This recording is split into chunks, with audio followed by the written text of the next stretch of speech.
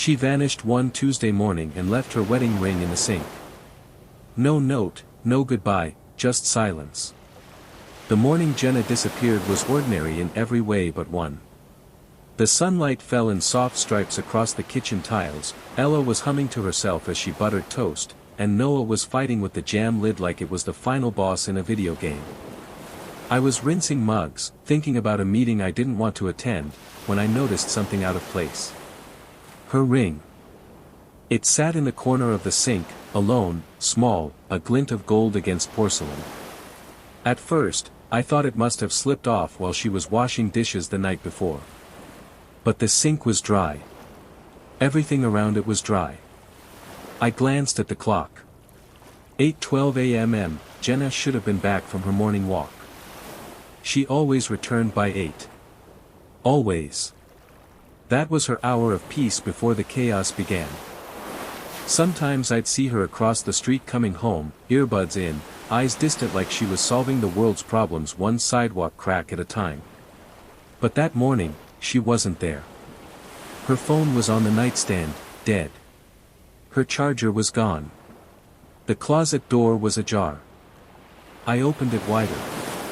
The left side looked thinner than it had yesterday. 2 suitcases were missing. So was her green coat. Her favorite one, the one with the frayed cuff and the broken zipper that she refused to throw out. "Daddy, where's Mommy?" Ella asked from behind me, holding a piece of toast too big for her little hands. "She probably went out early," I said, swallowing against the dry knot in my throat. By noon, I'd called everyone. Her sister. Her mom. Her co-workers. Friends. No one had heard from her. The day slid into panic like a car on black ice. I called hospitals. I drove around the neighborhood. I even stopped at the gas station she liked. Nothing. That night, I sat on the edge of our bed, her pillow still creased, untouched, and filed a missing person report. The officer, Detective Lambert, mid-50s, balding, methodical, came to the house. He walked through the rooms, nodded as I explained everything. "Any signs of argument lately? Stress at work? Infidelity?" "No," I said too quickly. "We were fine. We were normal." His expression didn't change.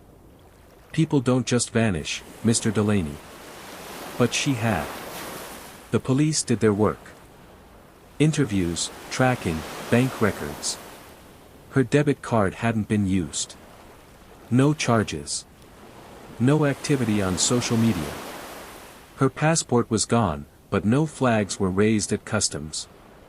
She had erased herself perfectly. Days turned to weeks. Friends brought casseroles. Her mother cried on our couch, asking me if I thought Jenna had been kidnapped. I said I didn't know. Because I didn't. I didn't know anything. At night, I lay in our bed listening for the front door. I imagined her footsteps. I imagined her voice calling for the kids. I imagined too much. Noah got quieter. Ella started asking if Mommy had gone to heaven. I said no, but my voice cracked when I said it. After the first year, her parents stopped visiting. Her sister moved away. Life moved on without her. Except for us. We were frozen. I kept my ring on. I tried dating once, after 2 years. A woman from church. Kind smile, kind voice, kind eyes. But when she laughed too loud at a joke, I flinched. When she touched my hand, it felt like betrayal. So I gave up. By year 5, the world had almost convinced me she was gone for good. Then, one ordinary October afternoon, walking Noah home from practice, I saw her. Across the street. Standing under the awning of a bakery. Wearing sunglasses, holding a stroller.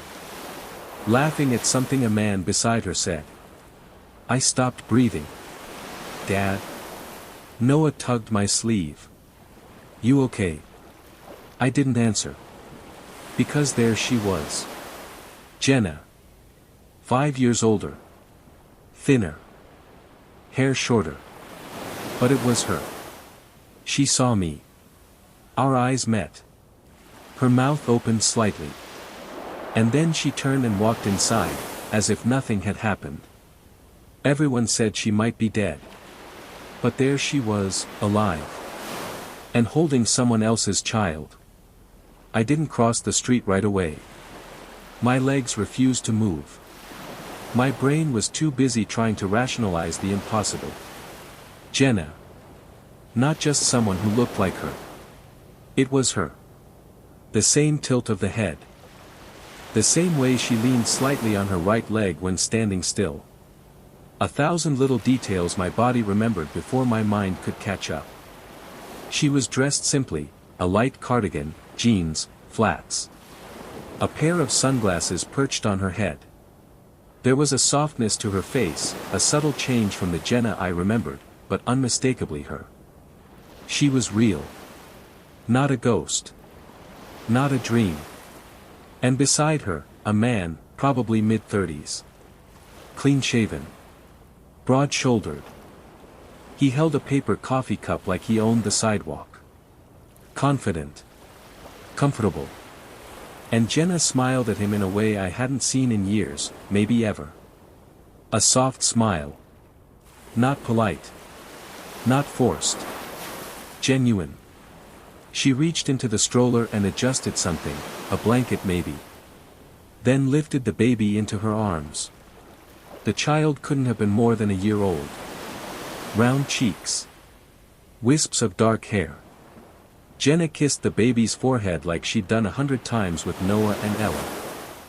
I staggered back a step, almost tripping over the curb. Dad? Noah's voice finally broke through. Are you okay? My heart pounded against my ribs like it was trying to escape. Listen, Bud, I said, crouching to meet his eyes. Coach Eric's still at the field, right? I need you to go back. Just for a little bit. I'll come get you soon. His eyebrows knit together. What happened? Nothing bad. I promise. Just something I need to check. He hesitated. I gave him a squeeze on the shoulder and forced a smile. You're a good man, Noah. Go on. Once he was safely across the street, jogging toward the field, I turned back. Jenna and the man were gone. Panic spiked. I crossed the street in long, uneven strides and pushed into the bakery. Bell above the door. The scent of fresh bread and espresso. A barista glanced up. A few customers seated by the window. Then I saw her. Back corner. Booth near the kids' play area. She was sitting alone now. The man had gone. The baby was asleep in the stroller beside her. She was stirring her coffee but hadn't taken a sip. I stood there for a moment longer, unsure if this moment was real. Then I walked toward her. She looked up. Her eyes locked onto mine. Every trace of color drained from her face. Jason, she breathed. My name in her voice after 5 years felt like an old scar tearing open. You're alive, I said, barely recognizing my own voice. She glanced toward the front door, as if planning to run. But her body stayed frozen. Sit, she whispered, glancing down at the stroller. Please. Just sit. I slid into the booth across from her. The world around us fell away. The clatter of dishes, the low hum of music, even the weight of the child between us, none of it mattered. Just the woman who had disappeared without a trace. Why? I asked. How? What the hell happened, Jenna? She opened her mouth, closed it, then sighed. Not here. Not now. I can't do this with. She looked at the baby, then back at me. Her voice dropped. Let me explain. But later. Can you give me that? I wanted to scream. I wanted to stand and flip the table and shake her and demand why she left her family, why she let us believe she was dead. But instead, I nodded. Where? When? She reached into her diaper bag, pulled out a receipt, scribbled something on the back. An address. A time. Come alone. You don't get to make rules, Jenna. She met my eyes for the first time. Really met them. And there was shame. And fear. And something else. Exhaustion maybe. Please. I stood up, shaking. As I walked past the stroller, I glanced down. The baby was beautiful. And for one sickening second, I saw Ella at that age. And then I wondered if this child shared my blood. Outside, the air hit me like a slap. I leaned against the wall and sucked in breath after breath. My hands trembled. Jenna. Alive. With a child. With a man. I pulled out my phone. Opened the photo app. Snapped a picture of the bakery, the window. Zoomed in. It wasn't for proof. It was for survival. To convince myself this wasn't all in my head. I stared at the image until my battery warning blinked red. And still, I wasn't ready to go home. Because how do you explain to your kids that their mother was never missing? She just chose to disappear. She said she wanted to explain, but I didn't know if I'd survive the truth. The address she gave me was only 20 minutes from our old house. That alone made me feel sick. 5 years missing, 5 years presumed dead, and she'd been living a town away. I parked outside a small cottage at the edge of a tree-lined cul-de-sac. Neat garden. White porch swing. Toys scattered in the yard. It was the kind of place people rebuild themselves in. Or hide. I wasn't sure which one this was yet. I checked my reflection in the rearview mirror. I looked like hell. Eyes hollow. Mouth set too hard. I hadn't slept. How could I? Every minute since I saw her had been a slow boil under my skin. When I knocked, I half expected her not to open. But she did. Quieter now. Her hair tied back. No makeup. There was something exposed in her expression. Something wounded. She opened the door wider. Come in. The inside smelled like lavender and warmed milk. Toys in the corner. A baby monitor on the side table. A framed photo of her and the man from the bakery, smiling on a pier. I wanted to smash it. Where's the child? Napping, she said. He's not. She stopped herself. Please sit. I didn't. She rubbed her palms on her jeans. Her voice trembled. I owe you everything, Jason. I know that. And I know I lost the right to ask anything from you. But I still want to explain. Then explain. She sat on the edge of the couch, like her body didn't quite know how to rest. Her eyes never left her hands. Do you remember when I started seeing that therapist? She asked. I blinked. The one from work. Susan. She nodded. I told you it was for stress. That I just needed someone to talk to. But the truth is, it was more than that. I was unraveling, Jason. Slowly. Quietly. I didn't even realize it. I stayed silent. Every morning I woke up and felt hollow. Like I was watching my life from outside myself. The house, the kids, you, it was like I was acting in a play I didn't audition for. That hit harder than I thought it would. She noticed. I'm not blaming you. Please understand that. You were good to me. You were a good husband. A great father. But I couldn't breathe inside that life anymore. I felt like I was drowning in the very things that were supposed to make me happy. So you ran. Yes. I ran. The honesty in her voice made it worse. I didn't plan to. Not at first. I told myself I'd just take a break. A few days. Clear my head. But when I got to the airport, I couldn't stop. I kept going. Where? Chicago first. Then Denver. Eventually Vancouver. And the man? She hesitated. I met him in Denver. His name is Luke. We worked together at a bookstore. He didn't know I was married. Not at first. I stared at her. And when he found out, he left. Said he didn't want to be part of anyone's unfinished business. I understood. I respected it. But he came back. Yes. Months later. By then, I was pregnant. That word sliced through the room. She looked up. His name is Ben. He's 2 now. And no, he's not yours. A wave of grief hit me so hard I had to sit down. You didn't just leave me, Jenna. You left Noah and Ella. You left your children. Tears finally broke through her voice. I know. That's the part one can never undo. I was selfish. I thought I could find something truer, something that felt more real. But the truth is, there is no such thing. There's only what you build. And I tore ours down. Silence settled between us like smoke. Why now? Why let me see you?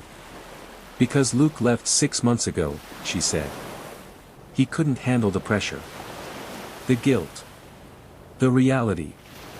And I thought I could do it alone. But I can't. I stood. So you want to come back? Just like that? After 5 years? No, she whispered. I just want to say I'm sorry. And maybe see my children. From a distance. If they want. If you let me. Her eyes were red now, her hands trembling. I don't expect forgiveness, Jason. I just didn't want to disappear forever without saying it. I walked to the door. She didn't follow. Before I stepped out, I turned. I used to pray you were dead. Because it was easier than imagining you chose to leave us. She crumpled like paper. And I walked out into the sunlight, feeling colder than I ever had in my life. She wanted to see the kids. But how do you reintroduce a ghost into your children's lives? I didn't go straight home after leaving Jenna's cottage. I parked at the bluff above Lake Harbor, where the town dipped into still water and silence. I used to come here with Noah when he was 3, tossing rocks and making up stories about sea monsters living in the deep. Now, I just sat and stared at the water, hoping it would absorb some of the chaos burning behind my ribs. She was alive. The kids had a half-brother. She wanted to see them. And I had to decide whether to open that door, or seal it shut for good. That night, I didn't sleep. I lay on the couch, phone glowing in the dark, scrolling through our old photos. Jenna at the pumpkin patch, Ella on her shoulders. Jenna dancing with Noah in the kitchen, flour all over the floor. Her smile, back then, was always just slightly crooked, a real smile, lived in. I didn't recognize the woman I'd seen today. The next morning, I sat Noah and Ella down at the breakfast table. I stirred honey into their oatmeal while trying to ignore the ringing in my ears. Hey, I said, keeping my voice calm. Can we talk for a minute? About someone. Ella, now 11, looked up with quiet curiosity. Noah, 13, lowered his spoon and waited. I took a breath. Your mom. I saw her yesterday. Ella blinked. You mean, like, in a dream? No, I said. In real life. Silence. Noah leaned forward. She's alive. I nodded. Yes. She lives nearby. She has another child. Ella's lips parted slightly. Does she want to see us? She does. But I told her it was up to you. I would never force anything. Not after everything. Noah stood so fast his chair scraped the floor. He walked to the sink, back stiff, and stared out the window. I waited. "Why now?" he asked quietly. She said, "She's sorry. That she made a mistake. That she wants to explain." He laughed bitterly. "It took 5 years to say that." Ella was quiet. Her eyes shimmered. "Is she still our mom?" That question nearly broke me. "She always will be," I said. "But that doesn't mean you have to pretend nothing happened. Or forgive. Or feel anything you don't want to feel." Noah turned. "What would we even say to her?" "I don't know. But I think you should be the ones to decide. Not me." He crossed his arms. "I want to see her." I blinked. "You do?" "Yeah," he said. "Not because I miss her.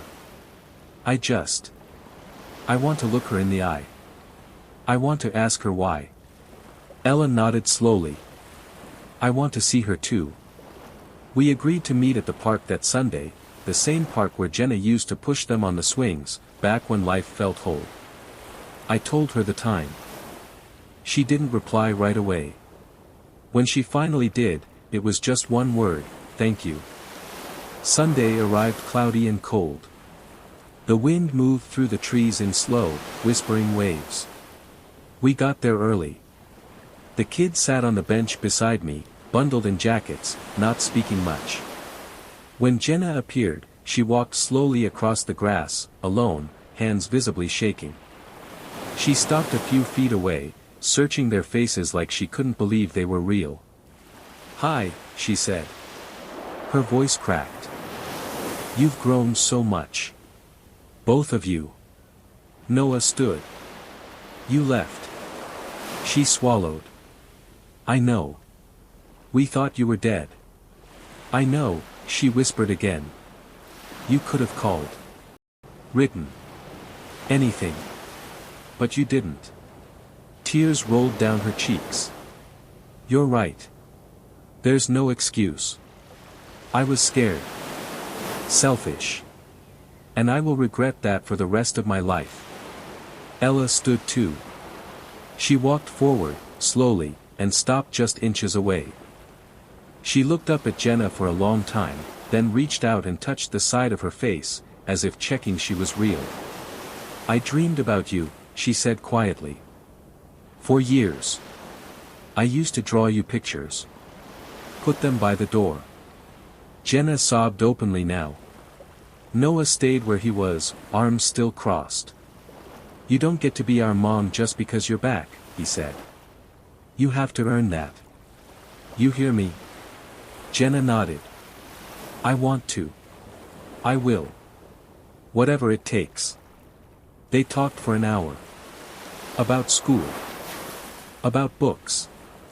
About Ben, the half-brother they didn't know how to feel about. It wasn't easy. It wasn't clean. But something raw and human passed between them. When we left, Jenna stayed behind on the bench, watching them walk away. She didn't chase.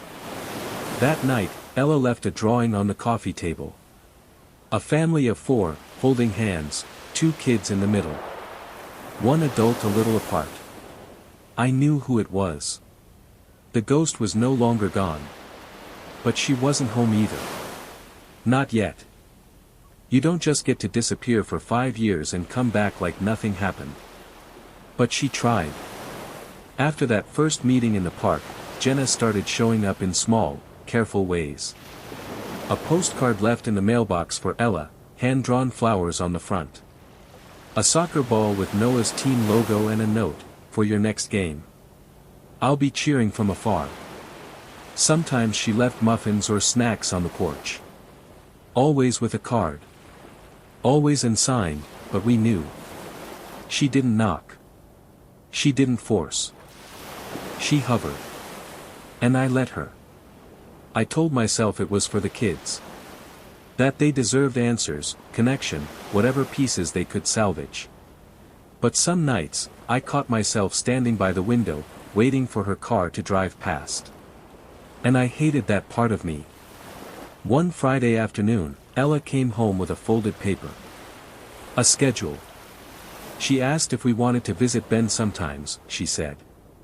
Just at the park. No pressure. I stared at the paper. It was Jenna's handwriting. Neat, curved, apologetic in its posture. Just if you want to, she'd written. I'll bring snacks.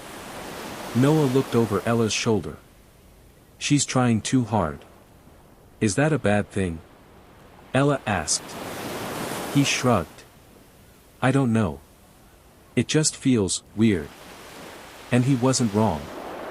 Everything about this felt like walking across a frozen lake, never sure when the ice might crack. The first time they visited Ben, it lasted 20 minutes. Jenna sat on a blanket, letting Ella push the stroller in slow loops around the path. Noah stood at a distance, kicking a pine cone. Watching. I sat in the car. I couldn't bring myself to join. Not yet. But I saw her look at me, just once, across the parking lot.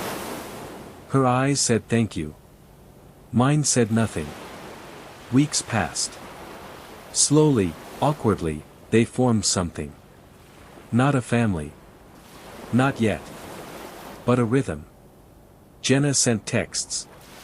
Sometimes funny. Sometimes unsure. Jenna, Ella said she likes painting now. There's an art class nearby on Saturdays. No pressure, just a thought.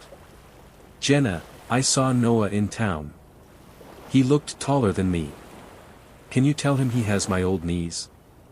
Poor kid. I answered when I felt like it. Briefly. Politely. Then, one evening, she called. Not a text. A call. I stared at the screen until it stopped ringing.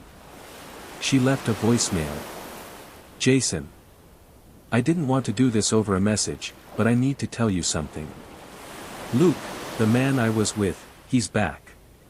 He showed up last week. And he wants custody. Of Ben. He's filing for joint.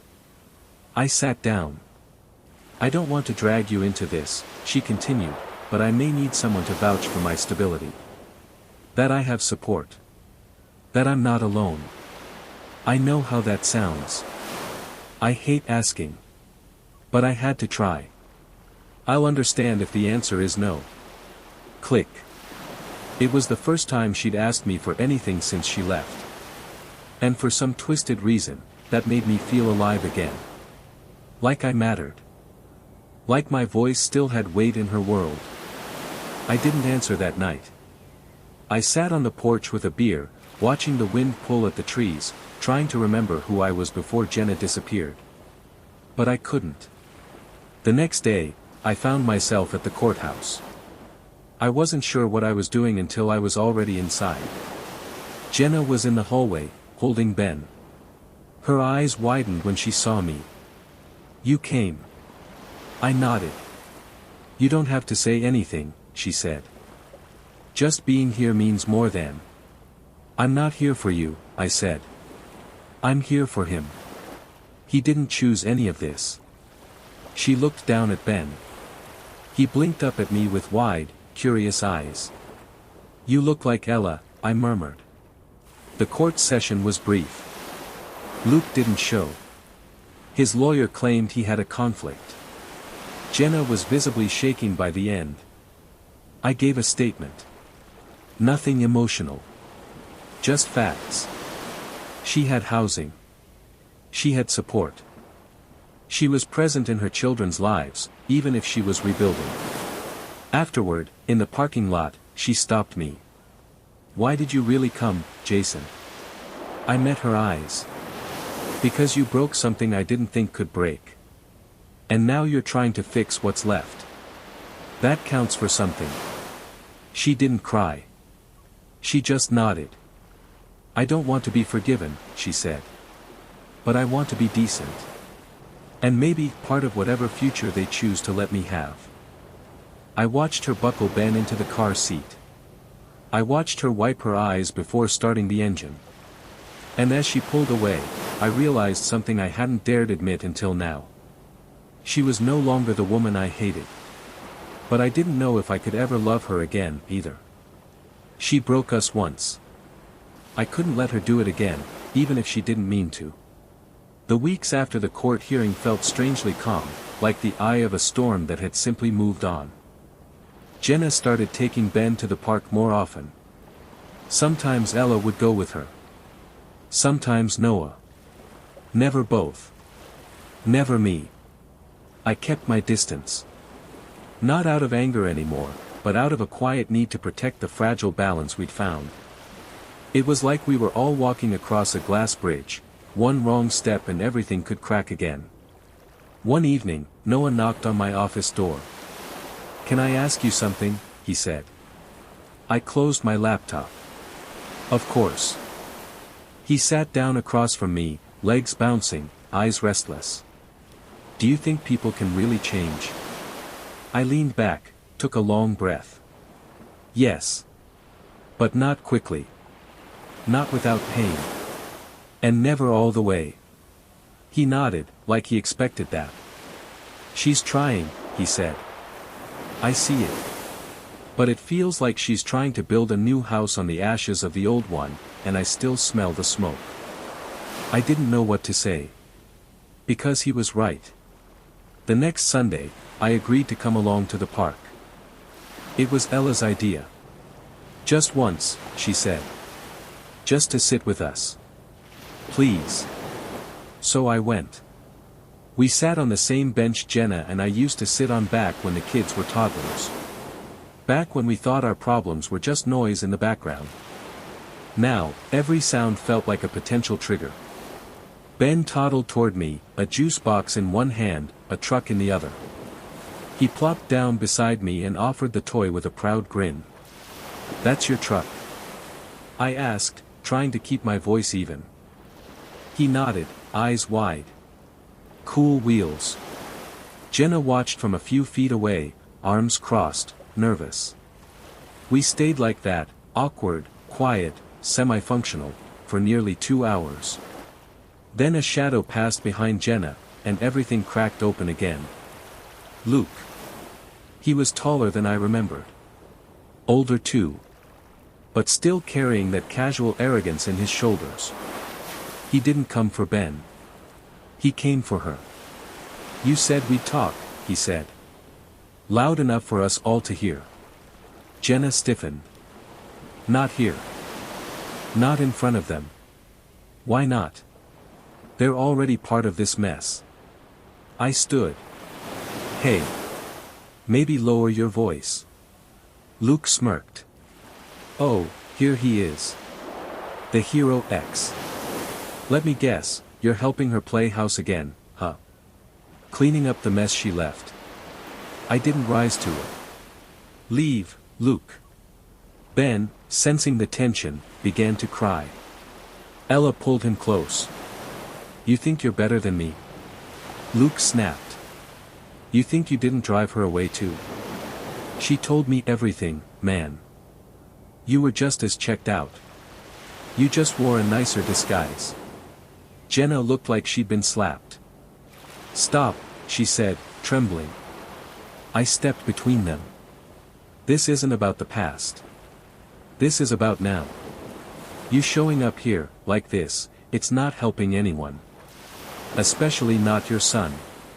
He's not just hers," Luke barked. "No," I said. "But he's not yours to weaponize either." A tense silence followed.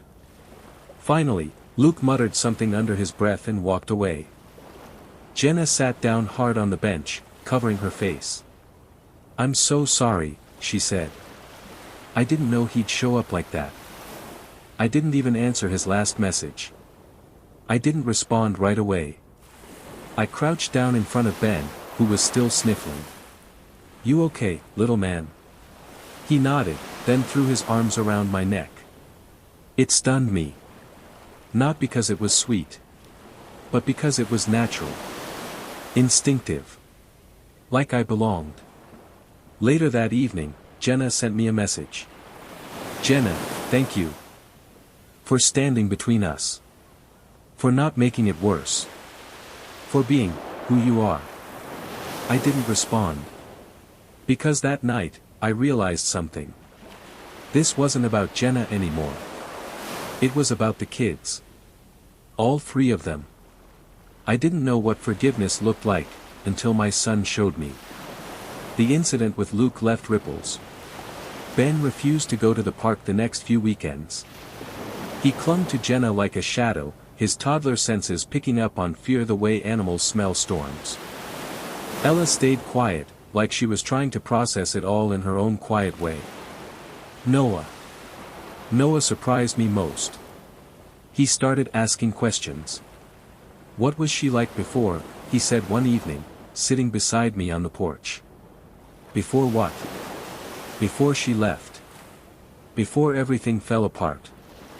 I thought about it. About Jenna twirling in the kitchen while music played, about how she used to read with different voices for bedtime stories. About the notes she'd leave in the kids' lunchboxes, about the way she used to hold my hand under the dinner table. She was warm, I said. Imperfect. Funny. Sometimes moody. But she loved you. Fiercely. He nodded slowly. You think that version of her is still in there somewhere? I think we all carry pieces of who we were. Some stay. Some break. That weekend, Noah asked if he could visit Jenna alone. I drove him there. He didn't want me to wait. Said he needed to do this by himself. So I parked 2 blocks away and sat in silence, watching the clock tick 30 minutes. Then 45. When he finally walked back to the car, he didn't say anything for a while. Just stared out the window. You okay? I asked. He nodded. Then shrugged. Then nodded again. I told her everything, he said. How angry I was. How I still don't understand how she could do it. But then she started crying. Not loud. Just quiet. Like she didn't think she deserved to cry. He paused. And I told her I don't forgive her. Not yet. Maybe not ever. But I don't hate her anymore. I didn't realize I was holding my breath until he said that. That night, Jenna sent me a photo. It was of Noah and Ben sitting side by side on the floor, building a tower out of blocks. Noah wasn't smiling. But he wasn't leaving, either. Later, Ella asked if Ben could come over. Just for a few hours. We could paint, she said. He likes colors. So the next Saturday, for the first time since everything began, Ben came to our house. He clutched a toy truck in one hand and Jenna's fingers in the other. She stood at the threshold like it was holy ground. You don't have to stay, I said. I know. She bent down to Ben. Be good, okay? This is your brother and sister's home. Listen to them. He nodded solemnly and waddled inside. She lingered. Thank you. I didn't answer. Just closed the door softly behind her. Inside, Ella laid out watercolors. Noah handed Ben a crayon. It was quiet. Peaceful. A kind of strange harmony I hadn't felt in years. I watched them from the hallway. 3 children. 1 past. 1 present. And a future still being written. When Jenna returned 2 hours later, she stood on the porch for a full minute before knocking. I opened the door. Ben ran to her, arms wide. She scooped him up and held him tightly, whispering something into his hair. Then she looked up at me. Not pleading. Not apologizing. Just waiting. And for the first time, I didn't close the door right away. I let her stand there. Not inside. Not gone. Just in between. Where maybe we all belonged. I thought closure would come like a door slamming shut, but it arrived like a hand slowly letting go. Fall turned the town gold. Leaves scraped across the pavement like whispered secrets. The air held that crisp tension between what had ended and what hadn't yet begun. In some strange way, it mirrored us. Jenna started coming by once a week. Not inside. Not for long. Just enough time to see the kids, drop off something small, a favorite snack, a paperback with a sticky note that read, "Thought of you," a silly drawing from Ben. Sometimes she brought tea. For me. Just left it on the porch step. I never invited her in. One evening, I opened the door just as she was turning to leave. She froze. "Hi," she said, voice soft. I looked at the cup in her hand. Green tea. No sugar. Just the way I used to drink it. "You remembered," I said. She gave a half smile. "Some things, they don't leave you." I took the cup. Our fingers brushed. "Jason," she said, and I could hear the weight in her voice, the way it cracked on the edge of my name. "Can I ask you something real?" I nodded. "If you could go back. Before everything, would you want to? Would you change it all, if you had the choice?" I thought about it. The nights of crying children. The unanswered birthdays. The Christmases spent pretending nothing was missing. The quiet, suffocating ache of betrayal. Then I thought about the look in Noah's eyes when he handed Ben a crayon. The way Ella laughed when she showed him how to paint a rainbow. The silent moment I held Ben's hand as he fell asleep on our couch last week. "No," I said. "I wouldn't." Her face broke. "Because we made it through," I added. "Not clean. Not whole. But real." She looked away, blinking hard. "I'm moving," she said. "Just across town. A place with more space. A small backyard. I want the kids to have room when they visit. If they want to." I nodded. "And I want to stop hovering. Stop waiting for some miracle. I need to let go of the hope that we can go back. We can't." We stood in silence. The wind moved through the trees like the breath between words. "I thought you left because you didn't love us anymore," I said. That was the part that haunted me.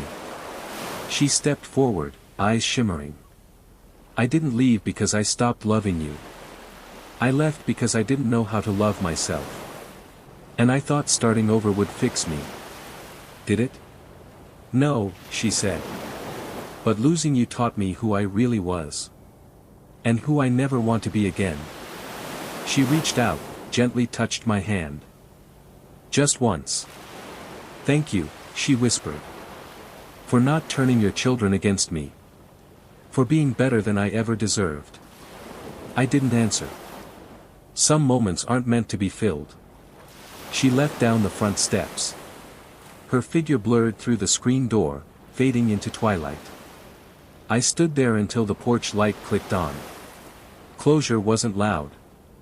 It didn't announce itself. It just slipped in quietly and sat beside me until I noticed it was there. And when I finally exhaled, I realized something I hadn't dared believe. We weren't broken anymore. We were just changed. She left. Then came back. Then left again, but this time, something stayed. The house was quieter now. Not emptier, just calmer. As if even the walls had stopped bracing for impact. Ben visited every other weekend. Ella insisted on baking something new every time, cookies, muffins, one disaster of a lemon cake that ended up more like soup. Noah started teaching him little things, how to hold a baseball, how to tie his shoes. They never said the word brother aloud. But they didn't have to. It was in the way Ben reached for Noah's hand. In the way Ella covered him with a blanket during cartoons. One Saturday morning, I was fixing the hinge on the back gate when I heard the soft crunch of tires on gravel. Jenna's car.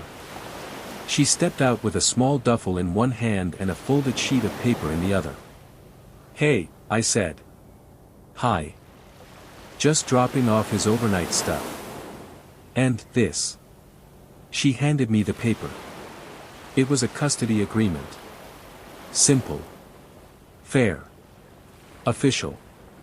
You didn't have to do this, I said. I did. It's time. I nodded slowly. You sure you're okay with this much time apart from him? She smiled, tired but real. He's not apart from me. Not really. We stood there for a beat, the space between us no longer tense, just respectful. Then she pulled something else from her bag, a box. Cardboard. Taped shut. What's this? The letters, she said. Ones I wrote but never sent. From year 1. Year 2. All the birthdays. Christmases. I kept writing, even when I didn't think I'd ever come back. I took the box.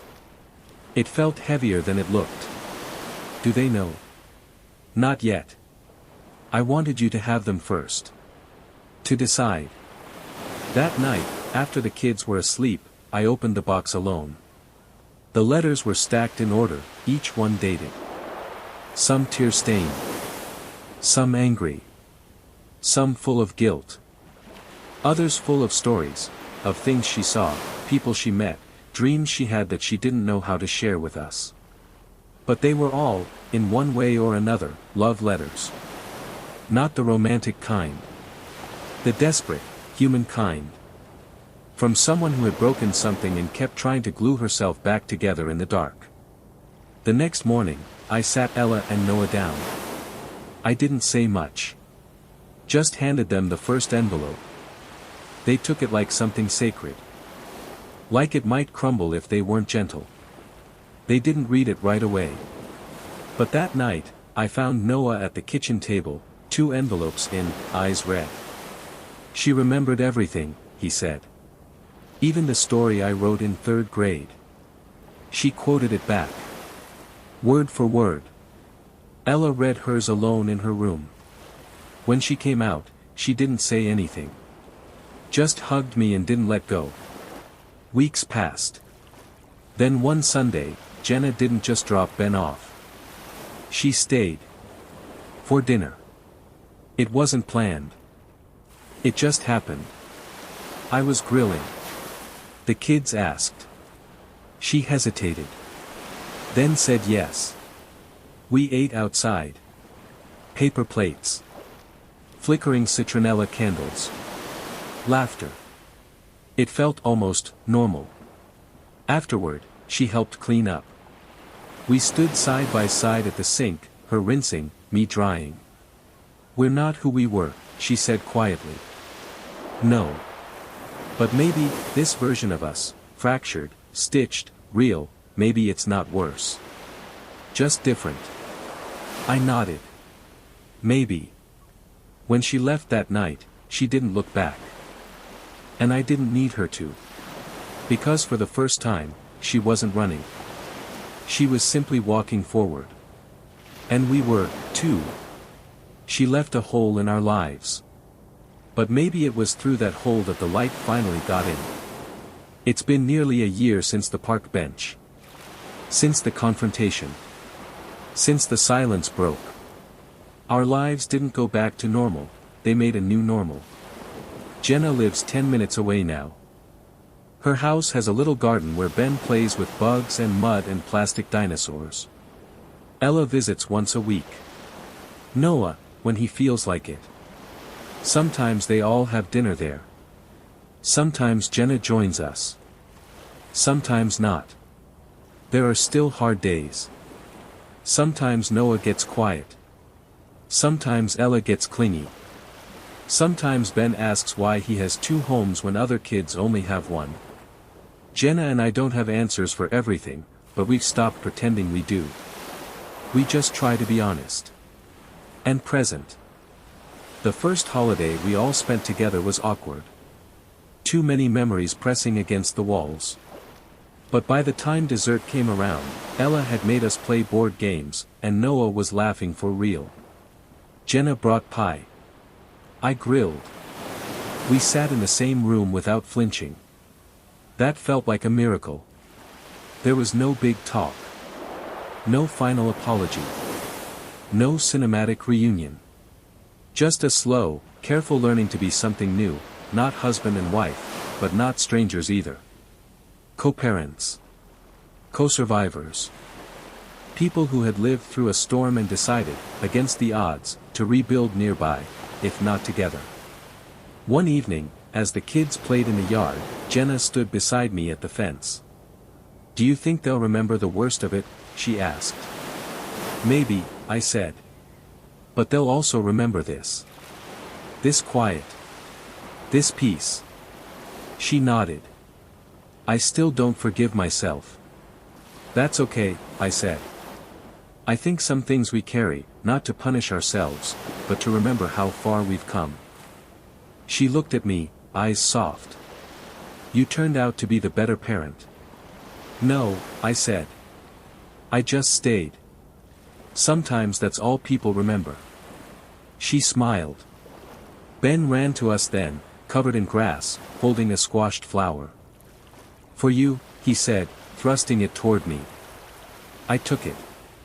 Mud and all. Jenna crouched beside him.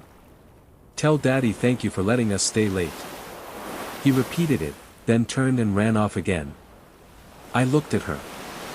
"You told him to call me that?" She shook her head. "No. He started doing it on his own. I didn't stop him." My throat tightened. She stood. "You earned it." The sun dipped below the trees, throwing gold across the grass. The kids chased shadows. Jenna watched them, quiet. And I realized, we were never going to be what we were. But we had become something else. A constellation of broken pieces, held together by choice. And sometimes, that's stronger than anything whole. This isn't the story I thought I'd tell. But it's the one that saved us. And maybe that's enough.